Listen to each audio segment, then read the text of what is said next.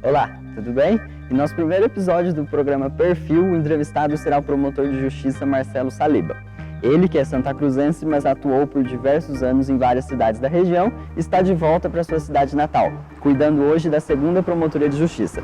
Aquela que cuida da saúde pública, dos idosos, das crianças e adolescentes, enfim. E hoje a gente vai bater um pouquinho papo com ele sobre sua carreira, suas decisões, suas opiniões e seus planos para Santa Cruz. Então vamos lá? Licença, doutor. Bom dia. Tudo bem? Tudo certinho? Tranquilo. Então tá bom. Doutor, vamos começar essa entrevista logo de cara, voltando para Santa Cruz depois de vários anos. Sim, sem nunca ter saído. Na verdade, sempre morei aqui, né? Sempre estive aqui em Santa Cruz e trabalhei fora há muito tempo. Cheguei a trabalhar alguns períodos aqui, mas agora, né, como titular em Santa Cruz. Então, voltando para Santa Cruz, estando em Santa Cruz. O senhor ficou conhecido por vários anos e por toda a região por investigar, punir diversos prefeitos. Que eu me lembro que eu dei uma pesquisada, foram 4. Ana, vários outros. Como que é isso para o senhor? Como que foi toda essa trajetória? Sempre foi difícil. Eu cheguei em Chavantes, né, em 2001, na época em que havia uma nova administração assumindo a prefeitura municipal, e passei por vários prefeitos, né? Foi o seu Luiz Pacite, depois tivemos o padre Luiz Severino, a Ana Alonso acabou assumindo quando o padre acabou se afastando, depois tivemos o seu Osmar Antunes e hoje temos o Márcio Burguinha. Foram anos de muitos trabalhos, foram muitas dificuldades, muitos enfrentamentos, e isso sempre causa problema. É difícil, é complicado a investigação, né, é desgastante porque gera um desgaste político, né, pessoal. Isso exige um empenho muito mais pessoal porque você acaba sofrendo muitas retaliações. Então é complicado. Aqui em Santa Cruz o senhor pegou uma vara mais leve, digamos assim, a da infância e juventude, dos idosos. O senhor que optou por isso, por dar uma afastada da política? Na verdade, eu nunca tinha intenção de sair de Chavantes. A minha vontade sempre era ficar em Chavantes. Eu até brincava e falava, eu vou aposentar aqui, né? E o pessoal perguntava, eu falava, não, eu vou aposentar. Só que chega uma hora que você acaba também cansando um pouco daquela atividade. Na inicial que nós falamos, que existe uma classificação dentro dessa estrutura que nós trabalhamos, que as cidades pequenas são as iniciais, depois você tem Santa Cruz como uma intermediária, cidades do Porto e Santa Cruz, e cidades do Porto de Ourinhos ou maior são as finais. Então, nas iniciais, você acaba fazendo meio que uma clínica geral, né? Você faz tudo. Então, eu faço desde a infância, juventude, idoso, meio ambiente, investigo o prefeito, investigo o tráfico de drogas, organizações criminosas, você faz tudo, né? Aqui em Santa Cruz, ou em cidades maiores, a atividade acaba se especializando. E quando eu vim para cá, o cargo que estava vago era um cargo que estava com a infância e juventude, idoso. Eu também não viria para pegar cidadania, né? Não tinha interesse em continuar investigando prefeitos, ou vereadores, ou agentes políticos, porque é muito desgastante, é cansativo, é uma atividade que exige muito da gente. Então eu acho que eu colaborei bastante em Chavantes. É óbvio que se precisar, amanhã se eu tiver que ir para uma final e encarar, eu encaro, não tem problema. Mas agora, né, a minha atividade, a minha exigência foi nessa área e é uma área que desgasta também, né? Você tem muita situação complicada, situação com famílias, então é um desgaste diferente. Algum caso de improbidade administrativa envolvendo políticos que chamou a atenção na carreira do senhor? Olha, acho que no começo, né, nós tivemos um caso em Chavantes muito grave, que envolvia um envolvimento na política de uma pessoa que estava envolvida com a criminalidade. E quando eu comecei a apurar o fato, eu não imaginava quem era a pessoa. Então nós começamos a apurar porque ele era de Chavantes e ele teria tido um envolvimento, ele teria sido contratado pela prefeitura. Até que um dia eu estava em casa, tranquilo, lendo o jornal, Folha de São Paulo, à noite, lendo o caderno de cotidiano, e de repente eu vi o nome do cara no caderno do cotidiano da Folha de São Paulo, porque o irmão dele estava envolvido com o tráfico de drogas em São Paulo. E ele era apontado como o responsável pelo tráfico de drogas na zona oeste toda de São Paulo. E aquilo causou muita repercussão. Então, acabou saindo em jornais de São Paulo, o pessoal da Folha de São Paulo ligava que queria vir fazer reportagem em Chavantes, como é que um cara envolvido com a criminalidade podia ter contrato de Chavantes. Então foi uma situação muito desgastante, muito pesada na época. E acabou gerando processos contra o prefeito por improbidade, foi condenado, ainda tem condenação caindo daquele caso. Recentemente nós tivemos. E esse cara que foi contratado em Chavantes, ele foi morto em Osasco, né? O irmão mandou matar ele na rua, numa situação de extrema violência. Então foram casos bem complicados. Em 2005, o senhor deu uma entrevista na qual o senhor disse que o foro privilegiado era indevido, era incorreto. O senhor tem essa opinião até hoje? Acho que agora ainda mais, né?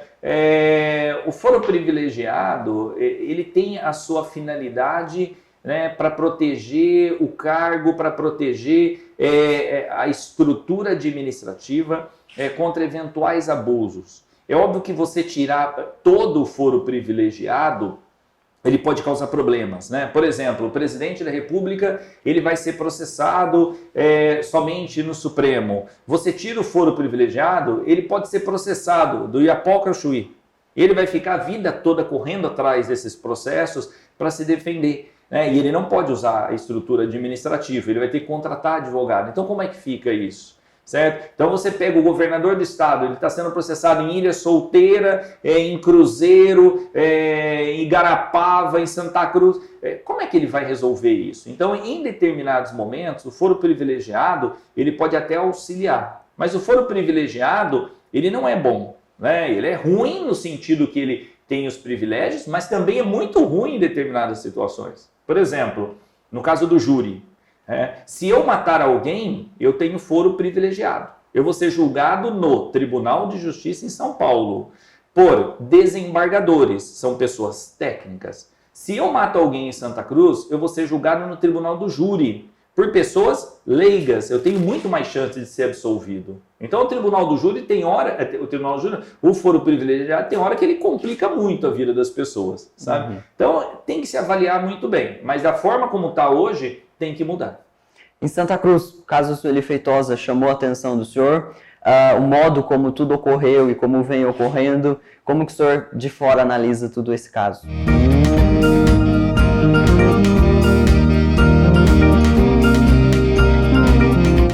Dizem que pets são muito espertos, mas eu gosto mesmo dessa preguiça, da bagunça em casa, de dar uns beijos e da hora da comida. Pensei que era minha Expert, eu só curto Expert. Expert é o alimento campeão para cães e gatos, porque a gente entende esses espertinhos. Expert faz parte da família. Guys, the pizza arrived. Let's make a little call. Não se queime. Na Influx você aprende a pensar em inglês e domina o idioma mais rápido. Pensou em inglês, pensou. Tem alho douradinho, cebola picadinha, farinha molhadinha com sabor bem brasileiro. Na mesa reunida, alegria e tempero, pra toda a família com o seu sabor mineiro. Se é no almoço, no jantar eu quero sim. Minha farofa preferida é piscinim. É brasileira, é gostosa, é pra mim.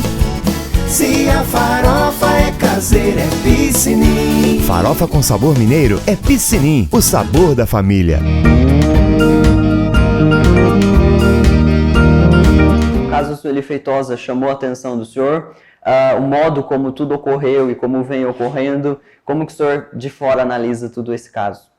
É complicado porque, na verdade, assim, eu tomei pé da situação por parte mais da imprensa. Eu não me envolvi na investigação, eu não conheço a investigação, né? Eu não sei como ela se desenvolveu, tudo mais. Agora, ela causa, obviamente, chama atenção pelo volume, por toda a estrutura, por tudo que movimentou. Mas, vamos dizer assim, não é algo fora da realidade, infelizmente, do nosso país.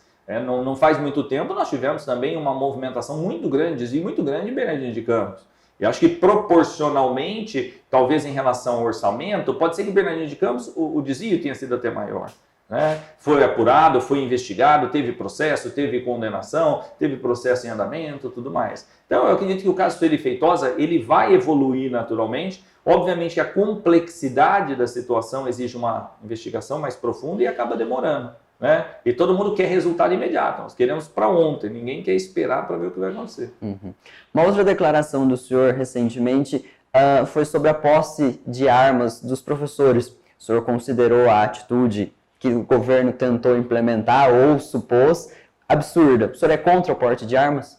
Sim, até essa ideia inicial acho que surgiu nos Estados Unidos, né? O Trump acabou dando uma entrevista lá, logo que teve um massacre, e ele acabou falando, olha, temos que armar os professores, os profissionais da escola. Eu acho que a arma que o professor tem que receber é o livro, né? É a caneta para a lousa, né? O quadro negro, é essa arma que ele tem que receber, né? É esse tipo de estrutura que nós temos que dar ao profissional. É óbvio que, quando nós falamos dessa violência, nós temos que pensar numa atitude imediata, numa de médio prazo e uma de longo prazo. Então, tem determinadas escolas em São Paulo que você trabalha com pessoas, adolescentes que estão envolvidos em criminalidade. Eu converso aqui com professores, né, que eles têm medo. Por quê? Porque existem alunos, pessoas que são violentas, adolescentes que batem em mãe, batem em pai e que ameaçam professores. Então, há uma necessidade urgente de se proteger essas pessoas. Então, talvez algumas medidas tenham que ser tomadas, né, com maior envolvimento da investigação em relação a esses adolescentes. E de médio e longo prazo, outras medidas para se evitar situações de violência no âmbito escolar. E o porte de armas do cidadão comum? Eu também sou contra. Eu acho que eu não tenho arma, nunca tive arma, né? Tenho porte, poderia ter arma de fogo. Até muita gente fala assim: nossa, o senhor não tem arma de fogo, tal. Não tenho, não preciso de arma de fogo. Nunca vi necessidade em arma de fogo. E já vi muita situação em contrário, né? Vi colegas promotores, um caso clássico que aconteceu, né? Se envolvendo em discussão, cometendo um homicídio e perdendo a carreira e praticamente a vida no momento de bobeira, certo? Eu acho que a arma de fogo, ela tem que ser restrita para pessoas que têm condições, né? Recentemente nós tivemos em Chavantes uma situação muito trágica que envolveu uma pessoa até conhecida, um médico que tinha armas de fogo em sua casa e acabou cometendo um grave, né, ato que foi tentando contra a sua própria vida. Então eu acho que essa restrição da arma de fogo para determinadas pessoas, né, eu acho que é importante. Eu acho que não tem que liberar a arma de fogo para qualquer pessoa, eu acho que isso é muito grave. O senhor é um dos poucos promotores que sempre foi muito aberto à imprensa. O senhor chegou a criar blogs para aproximar a população dos trabalhos da promotoria. Como que foi isso para o senhor? O senhor já foi criticado pelos colegas de trabalho por ter essa atitude? Como que foi e por que essa aproximação? Acho que está no sangue, né? Meu pai trabalhou na Rádio Difusora, né, em Santa Cruz, foi radialista. Meu irmão trabalhou na Rádio Difusora na época ainda do seu Amerquis, há muito tempo, né? E acho que isso aí acabou ficando comigo. Não, nunca teve nenhuma crítica. Pelo contrário, sempre fui muito incentivado. Colegas de São Paulo perguntavam como que era e tal. Eu criei o blog como uma forma de aproximar a população da promotoria, né, prestar uma informação e até esclarecer pontos que muitas vezes eram explorados. Então eu percebi que determinadas investigações, elas acabavam sendo deturpadas. Eu abria uma investigação e as pessoas colocavam na mídia ou colocavam no Facebook ou nas redes uma informação diferente, né, com o objetivo de colher frutos políticos com aquilo. Eu fazia um arquivamento e eu via meu nome muitas vezes sendo criticado ou sendo aquela manifestação erroneamente avaliada. Então, em razão disso, eu resolvi esclarecer os pontos, tá? Tanto foi bom para o lado da promotoria de justiça, quanto também daqueles que eram investigados. Porque muitas vezes você abre uma investigação e sai lá, fulano está sendo investigado, e não é verdade. Né? Então, ou está sendo investigado por tal coisa, ou pode acontecer tal coisa. Aí a gente vai e esclarecia. Então o blog teve essa finalidade. Só que o blog acabou morrendo, porque os blogs acabaram morrendo, né? O blog é uma coisa que acabou muito pouco acesso, muito pouca utilidade. Aí eu acabei indo para o Facebook. E no Facebook também tinha muita facilidade, eu pegava as decisões, publicava e tal. Só que também daí começou a gerar problema, porque as pessoas usavam meu nome, Promotoria de Justiça. Aqui em Santa Cruz, o senhor tem algum projeto parecido? Então, aqui em Santa Cruz eu até pensei em fazer o blog, mas inicialmente, como nós estamos com diversas atividades, acabei de chegar, né? Então ainda estamos nesse início. Eu acho que aqui funciona muito mais porque aqui tem muito mais imprensa do que em Chavantes. Em Chavantes você tem muito pouca mídia. Aqui você acaba tendo essa facilidade de comunicação. E se você estreita os laços, ainda fica mais fácil comunicar. Então nós temos contato com o pessoal da difusora, né? Tem portas abertas para o pessoal da Band, né? Temos com o Diego, com o Sérgio, com vocês. Então isso acaba estreitando e já facilita essa comunicação. Para os próximos passos, próximos projetos aqui para Santa Cruz, já deu tempo de dar uma olhada nas entidades, nos problemas da cidade, nos problemas da infância e juventude aqui de Santa Cruz mesmo. Problemas até que o senhor citou recentemente dos andarilhos de Santa Cruz. Quais são os pontos mais críticos hoje que o senhor pretende ser mais incisivo? Bom, eu fui até conversar esses dias com o pessoal da assistência social, né? Nós fizemos uma visita no CRAS, fomos no CRAS do São José, fomos no CRAS da Estação, conversei com a Antiela, com os projetos que ela desenvolve, excelentes projetos. Estive no CREAS conversando com o pessoal, fizemos reunião de rede, visitei as entidades, visitei o asilo, tudo isso. É óbvio que tem uma estrutura muito boa já funcionando, né? Nós temos projetos que já estão estruturados, projetos que estão em andamento. A minha ideia, obviamente, é tentar fortalecer esses projetos. Em relação à área da educação, por exemplo, nós estamos tentando desenvolver um projeto em relação à evasão escolar. Os alunos que estão evadidos ou que abandonaram a rede escolar, eles acabam ficando em casa, acabam ficando esquecidos muitas vezes. E nós não queremos que eles fiquem esquecidos, nós queremos tentar resgatar eles. Esse resgate muitas vezes se passa por chama o pai, conversa, chama o aluno, conversa, mas muitas vezes ele tem dificuldade para isso. Então eu queria ver com o pessoal da educação, com o pessoal da assistência social, conselho, uma forma de nós nos reunirmos com essas pessoas, tentar trazer esses alunos de volta para nós e para que eles possam ser reinseridos na escola. Em relação à questão dos andarilhos, essas pessoas que se encontram em situação de rua, é óbvio que todos nós acabamos nos deparando com eles, porque eles ficam no semáforo, ficam ali perto do ginásio, é um ponto que todo mundo passa e você acaba sendo abordado. Esses dias mesmo eu parei o carro, tinha uma pessoa completamente embriagada que veio em direção, eu achei que ele ia cair em cima do carro, ele ia pedir dentro do carro. Então, eu instaurei um procedimento para tentar acompanhar isso. Vamos conversar com a Eliana, já pedi para ela levantar o nome de todas as pessoas que se encontram ali, se eles passam por tratamento, se não passam, se já passaram por internação, se não passaram, para a gente tentar traçar um perfil de quem são aquelas pessoas. E outra medida é fazer com que os estabelecimentos comerciais não vendam bebidas alcoólicas para eles, evitar isso. Porque ele fica no semáforo, ele ganha R$2, R$3, ele compra um corote de pinga, ali ele fica, depois ele vai, compra outro corote de pinga, né, e passa o dia naquela situação e vive. Então nós temos que quebrar esse ciclo. O problema é só dos andarilhos ou aqueles artistas que fazem marabales, engolem fogo, se encaixam também? Existe uma diferença entre esses dois públicos ou não? Não, eu acho que existe, até na sua própria pergunta, né? Quando você fala de artista, ele é artista, né? Não que o outro não seja um artista, né? Mas eu acho que há uma grande diferença. Eu acho que a pessoa que está ali, né, se apresentando momentaneamente como um artista no trânsito ou de rua, eu acho que não há nenhum problema, certo? Desde que ele não cause um constrangimento ao exigir dinheiro ou pagamento ou alguma coisa nesse sentido. Eu acho que é totalmente diferente a situação. Eu acho que aquele que está se apresentando é uma opção de vida, é um meio de vida e ele vive daquilo e vai passando de cidade em cidade. Acho que eles têm Ourinhos esses dias. Agora, o andarilho, a pessoa em situação de rua, é aquela pessoa que está numa situação de risco porque ela vive naquele abandono. Ela vive numa situação de extrema vulnerabilidade. Ela muitas vezes está envolvida com o entorpecente e com o álcool. São pessoas que você passa ali, elas estão alcoolizadas. Então são pessoas que necessitam de um acompanhamento e de um tratamento.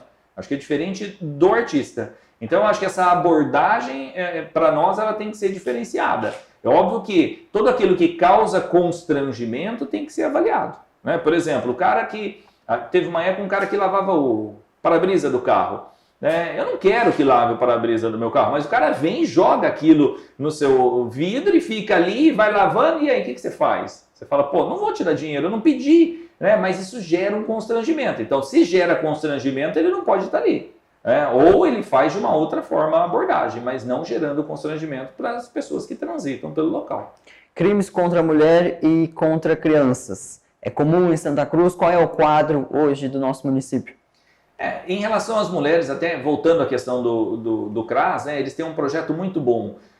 Até uma questão que de repente vale a pena até você conversar, fazer uma reportagem, porque é algo bem interessante. Então, a ela tem um projeto lá no CRAS em que ela conversa com as mulheres que são vítimas de violência, ela faz reuniões com elas, se reúne com elas, como uma forma de fortalecer essas mulheres e evitar que elas continuem aceitando essa situação. Então eu acho muito importante esse tipo de projeto, até conversei com o pessoal da assistência social como uma forma da gente tentar fazer esse projeto espalhar pela cidade, não só restrito ao CRAS, mas a toda a cidade. Por quê? Porque o volume é muito grande.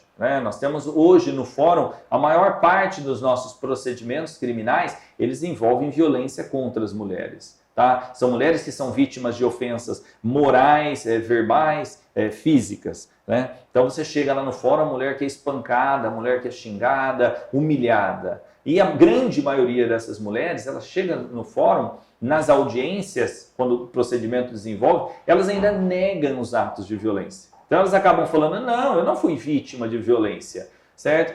Porque ela volta atrás. Por quê? Porque ela tem uma família para preservar, ela tem os filhos, ela tem medo da condenação. Então é um trabalho que tem que ser feito muitas vezes não só no judiciário, mas com o apoio das políticas públicas. Em relação a crianças e adolescentes, nós temos atos de violência envolvendo crianças e adolescentes. Temos atos de violência sexual, temos atos de violência física. Recentemente nós tivemos uma criança brigada que sofria maus tratos, abusos. Então tudo isso tem uma repercussão. E tudo isso tem que ser avaliado, vamos dizer assim, de uma maneira individual dentro do Poder Judiciário, com a responsabilização criminal, mas também de uma forma mais global, atacando o macro, com políticas públicas que evitem que isso aconteça. Entidades de Santa Cruz, todas em perfeitas condições, rodando e funcionando perfeitamente. Qual a situação hoje das entidades, doutor?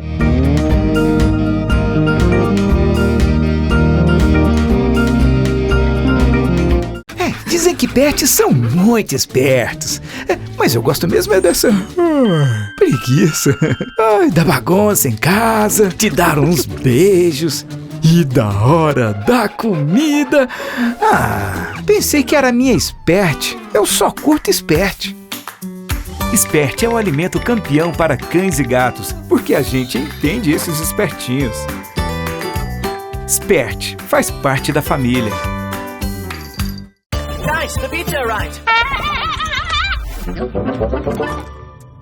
Let's make a little call.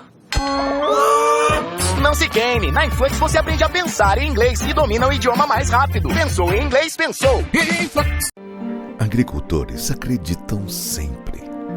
Acreditam em cada pedaço de terra, em cada compromisso. Nós, da Cerealista Solimã, acreditamos em você. Buscamos soluções para que juntos possamos garantir safras cada vez mais produtivas. Cerealista Solimã, há 30 anos acreditando em você.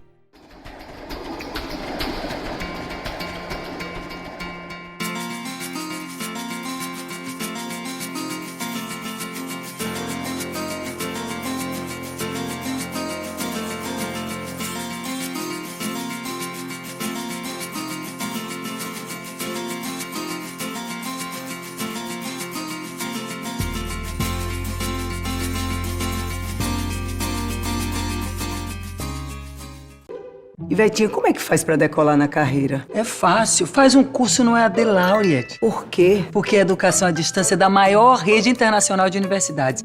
E o melhor, o diploma é o mesmo das universidades da Laureate. A matrícula é demorada? Nada, você faz o vestibular e já tá matriculado. E a mensalidade? Mensalidade, meu amor, é baratinha e cabe no seu bolso. Sério? Sério. Então se cabe no meu bolso, imagina no seu. Abusada.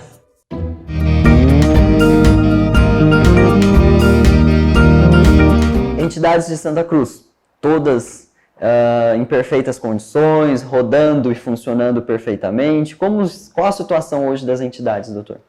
Eu trabalhei em vários municípios, né? Eu trabalhei em Chavantes, eu trabalhei em Piraju, que pega uma região grande, né? Eu já tinha trabalhado aqui, trabalhei em Pauçu e trabalhei em outras comarcas também. Eu vejo a estrutura das entidades de Santa Cruz do Rio Pardo como estruturas muito boas. Nós temos as estruturas de acolhimento para crianças e adolescentes, são estruturas boas, que oferecem um serviço muito bom, um serviço adequado. É óbvio que melhoria sempre tem que ter, faz parte da evolução do ser humano, porque você tem conceitos novos a cada momento. Então eu lembro quando eu iniciei na atividade, por exemplo, né, lá em 1999, você pegava a casa-abrigo, você tinha 100 adolescentes e crianças lá dentro. Hoje ela tem uma outra estrutura. Hoje tem que ser estrutura voltada para casa, tem que ser tudo parecido com casa, no máximo 20. Por isso que a nossa Casa do Menor está passando por uma reformulação. Então se você for ver lá, ela está ficando com cara de casa. Porque quando a criança sai de lá, ou o adolescente, ela tem que saber o que é uma casa. Ela não pode sair de uma instituição grande, né, como se fosse uma escola, né, porque ela não mora na escola, ela mora na casa. Então tudo isso é reformulado. Mas as nossas instituições, elas têm um pessoal muito empenhado, um pessoal que se dedica, né, o que vale muito já, que ajuda muito. Temos uma população em Santa Cruz que ajuda muito as entidades. Então eu acredito que são pontuais as questões que têm que ser resolvidas. Para a gente finalizar, o senhor tem saudade de voltar a condenar políticos, a julgar, a acompanhar esses processos? E Santa Cruz é calmo em relação a essas situações? O senhor que analisa hoje de fora e não está mais dentro dos casos, como que o senhor analisa hoje a política de Santa Cruz? Saudade não tem, até porque eu continuo em Chavantes, ainda continuo investigando, né? Tenho vários procedimentos ainda em andamento. Mesmo aqui ainda tem um caso ou outro, né? Você não pega mais novos? Sim, que acaba herdando, né? Então são casos que um passa para o outro e acaba ficando. Saudade, então não deu nem para ter ainda saudade. Mas para você ver como a situação é complicada, a imprensa, quando ela vem me perguntar, ela sempre vem nessa área, porque esse é a área de maior repercussão. Então a população, ela quer saber da investigação, né, do caso X ou em relação ao fulano ou ao ciclano, né? Então isso é algo muito complicado. É complicado para a gente, que é um peso muito grande. Nesses 20 anos que eu fiquei em Chavantes, o que a gente sempre percebe? Quem está na oposição, a todo momento quer que o promotor entre com um processo contra o prefeito, contra o vereador. Como que é isso? Como que é lidar com isso, doutor? Então, é uma pressão muito grande. Porque as pessoas levam a promotoria, né, e acabam levando situações que muitas vezes sem prova nenhuma e quer que você condene o prefeito. E ele põe na mídia, ele põe na rede, a pessoa joga em todo local dizendo, isso aqui é muito grave, vai ser condenado. E você vê que não é nada. Você fala, pô, isso aqui é besteira, não vai dar nada, né? E aí você vai e arquiva, a pessoa vem e te critica e fala que você que está errado, sem nem saber como se desenvolve uma investigação, né? Sem muitas vezes ter nenhum conhecimento jurídico. Então essa pressão é muito grande. E quando você tem o pessoal na oposição atacando, quando eles viram situação, né, aquele que estava no governo também quer atacar eles, porque ele quer, né, fazer a resposta dele. E aí ele passa a levar para vocês o caso e fala, olha, mas você não vai processar esse cara está lá agora no governo. E aí você tem que entrar com o processo e aquele que te elogiava passa a te atacar. Né? Isso acontece muito. Então, essa situação é muito desgastante. Você vive 24 horas nisso, certo? E ainda você tem uma cobrança, tem cobranças do Conselho Nacional, do Ministério Público, tem cobrança de corregedoria, tem cobrança de ouvidoria, tem cobrança de deputado. Várias e várias vezes deputados diziam, vou tirar o Marcelo daí. Olha, está processando tal prefeito, onde já se viu, né? E vinha, e as pessoas falam a respeito. Então, tudo isso gera um desgaste muito grande. Então, não dá para ter muita saudade em relação a isso. Promotor sofre, doutor, com ameaças de políticos também? Olha, não é ameaça, eu nunca tive uma ameaça em relação à minha vida ou ameaça de agressão, né? Já tive colegas que tiveram, né? Colegas que estavam em salas fazendo investigação, o prefeito pedir para ir ele ser ameaçado, né? Numa cidade que não é tão distante daqui, aconteceu isso. O prefeito apareceu lá com o secretário e ameaçou o colega promotor. Então, isso acaba acontecendo, até porque a gente vive num país imenso, né? Você nunca sabe com quem você está conversando. A nossa região, obviamente, tem pessoas muito preparadas, capacitadas e que não têm esse tipo de perfil. Mas as ameaças elas acabam vindo de outra forma. Então, muitas vezes você abre uma investigação, ele vai reclamar em São Paulo, ele vai reclamar na Procuradoria, ele fala com a Procuradoria, a nossa chefia, né? Então, nós temos o Procurador-Geral, que é o nosso chefe. Então, ele conversa com o deputado vai lá, conversa com o Procurador-Geral, como uma forma de tentar diminuir a investigação, como uma forma de te perturbar o trabalho. Isso acaba acontecendo, isso é inevitável. Mas não só com políticos. Tá, em Chavantes eu tive o caso lá quando, por exemplo, eu queria derrubar os ranchos da beira da represa, né, que estavam construídos de forma irregular, entrei com diversos processos, com pessoas com poderio econômico, né, porque eram empresários, pessoas conhecidas, é a mesma coisa. Então eles vão em São Paulo, procuram um procurador, procuram um desembargador e fica aquela reclamação com o objetivo de tentar com isso, né, diminuir a nossa atuação. Doutor, muito obrigado por aceitar fazer parte do nosso programa, primeiro episódio de estreia. Espero que o senhor tenha gostado e, mais uma vez, obrigado mesmo. Obrigado a você, novamente, por estar aqui. Né? Aquilo que eu sempre falo, estamos de portas abertas, sempre que precisar, entre em contato, conversamos e vamos tentar desenvolver um bom trabalho aí juntos. Muito obrigado. Obrigado a você.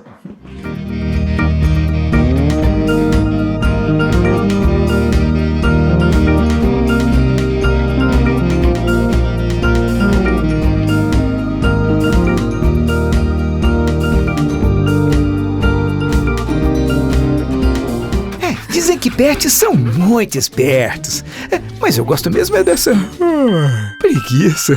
Ai, da bagunça em casa, te dar uns beijos e da hora da comida. Pensei que era minha Spert, eu só curto Spert. Spert é o alimento campeão para cães e gatos, porque a gente entende esses espertinhos. Spert faz parte da família. Guys, the pizza arrived. Let's make a little call. Não se queime. Na Influx você aprende a pensar em inglês e domina o idioma mais rápido. Pensou em inglês, pensou. Agricultores acreditam sempre. Acreditam em cada pedaço de terra, em cada compromisso. Nós, da Cerealista Solimã, acreditamos em você. Buscamos soluções para que juntos possamos garantir safras cada vez mais produtivas. Cerealista Solimã, há 30 anos acreditando em você.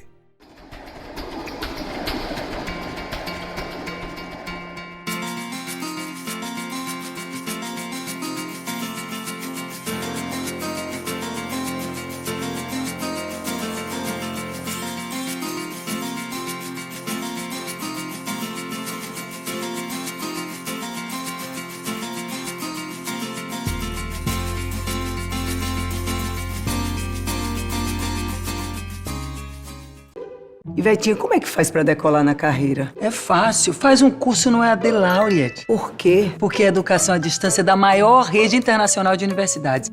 E o melhor, o diploma é o mesmo das universidades da Laureate. A matrícula é demorada? Nada, você faz o vestibular e já tá matriculado. E a mensalidade? Mensalidade, meu amor, é baratinha e cabe no seu bolso. Sério? Sério. Então se cabe no meu bolso, imagina no seu. Abusada. Tem alho douradinho, cebola picadinha, farinha molhadinha com sabor bem brasileiro. Na mesa reunida, alegria e tempero, pra toda a família com o seu sabor mineiro. Se é no almoço, no jantar eu quero sim. Minha farofa preferida é piscinim. É brasileira, é gostosa, é pra mim. Se a farofa é caseira, é piscinim. Farofa com sabor mineiro é Piscinim, o sabor da família.